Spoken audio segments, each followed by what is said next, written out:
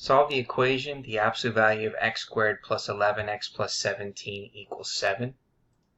So here we can see that the absolute value of the expression is isolated on the left side, and it's equal to the constant 7. Now remember that when you have the absolute value of an expression and it's equal to a positive constant, then the definition is the following. We know that x is going to equal the negative constant, or x is going to equal the positive constant. So for this example here, we're going to have the following statements.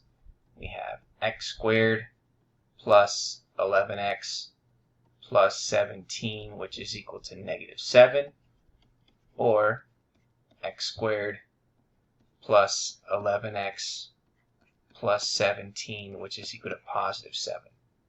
So we need to set this equal to 0, so we're going to add 7 to both sides. So we end up getting x squared plus 11x plus 24, which is equal to 0. So we need to come up with two numbers that when we multiply together, it's going to give us 24. When we add them together, it's going to give us 11. Well, that's 3 and 8. So therefore, when we factor this, we have x plus 3 times x plus 8, which is equal to 0. And then using the zero factor property, we have x plus 3 equals 0, or x plus 8 equals 0. So therefore, x is going to equal negative 3, or x is going to equal negative 8. Okay, now let's do the same thing in the second equation. So we're going to subtract 7 to both sides.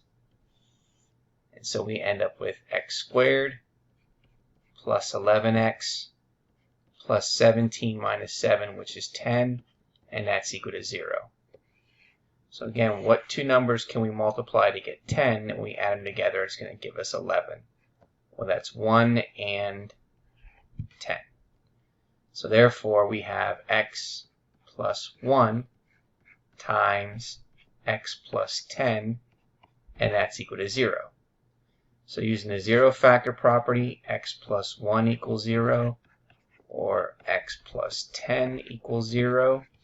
So we have x, which is equal to negative 1, or x, which is equal to negative 10. So therefore, here are our solutions. We have negative 8, negative 3. Let me write this again. I always start out with the smallest number, so negative 10 is the smallest number, and then negative 8, negative 3, and then negative 1. So let's go ahead and put our answer in here. So negative 10,